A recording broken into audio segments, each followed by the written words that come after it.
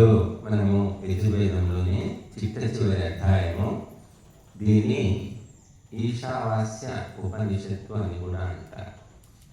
ఈ మంత్రాలు మరి మనకు గొప్ప ఆధ్యాత్మిక తత్వాలను తెలియజేస్తున్నాయి.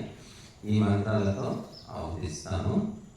ఓం ఈశావాస్యమిదం సర్వం యత్కించ జగత్యాం జగత్ తేన వ్యక్తేన భుంజీథా మాగృధా తస్య సిద్ధనం స్వాహా.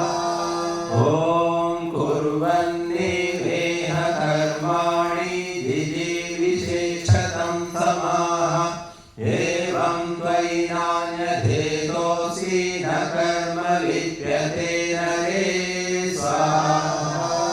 ఓం అసూయానామతే లోకా అంధేన తమసా వృతాః తాస్తే ప్రేత్యాపి గచ్చన్తి ఏ కేచాత్మహనో జనాః స్వాహా. ఓం అహేజదేకం మనసో జవీయో నైనద్దేవా ఆప్నువన్ పూర్వమర్షత్ తద్ధావతో జ్ఞానత్యేతి తిష్టత్ తస్మిన్నపో మాతరిష్వా దధాతి స్వాహా. ఓం తదేజతి తన్నైజతి తద్దూరే తద్వంతికే తదంతరస్య సర్వస్య తను సర్వస్యాస్య భాయతః స్వాహా. ఓం యస్సు సర్వాణి భూతాన్యాత్మనిమేవానుపశ్యతి సర్వభూతేషు చాత్మానం తతో న విచికిత్సతి స్వాహా. ఓం యస్మిన్ సర్వాణి భూతాన్యాత్మైవ భూద్విజానతః తత్ర కో మోహః కః శోకః ఏకత్వమనుపశ్యతః స్వాహా.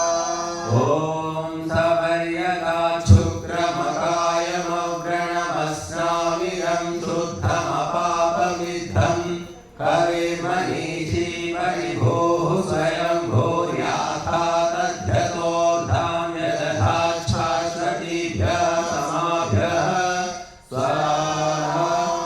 ఓం అంధం తమః ప్రవిశంతి ఏ సంభూతిముపాసతే తతో భూయ ఇవ తే తమో యౌ సంభూత్యామృతాః స్వాహా. ఓం అన్యదేవాహుః సంభవాదన్యదాహురసంభవా ఇది శుశ్రుమధీరాణాం యేనస్తద్విచక్షిరే స్వాహా. ఓం సంభూతిం చ వినాశం చ యస్తద్వేదో భయం సః వినాశేన మృత్యుం తీర్త్వా సంభూత్యామృతమశ్నుతే స్వాహా. ఓం అంధం తమః ప్రవిశంతి ఏ విద్యాముపాసతే తతో భూయ ఇవ తే తమో యౌ విద్యాయామృతాః స్వాహా. ఓం అన్యదేవాహుర్విద్యాయా అన్యదాహురవిద్యాయాః ఇది శుశ్రుమధీరాణాం యేనస్తద్విచక్షిరే స్వాహా. ఓం విద్యాం చ విద్యాం చ యస్తద్వేదో భయం సః అవిద్యయా మృత్యుం తీర్త్వా విద్యయామృతమశ్నుతే స్వాహా. ఓం వాయురనిలమమృతమధేదం భస్మాంతం శరీరం ఓం క్రతో స్మర క్లిబే స్మర కృతం స్మర స్వాహా. ఓం అగ్నేయ సుపధారాయే అస్మాన్ విశ్వాని దేవవైనాని విద్వాన్ యుయోధ్యస్మజ్జూరాణమేనో భూయిష్ఠాంతే నమ ఉక్తిం విధేమ స్వాహా.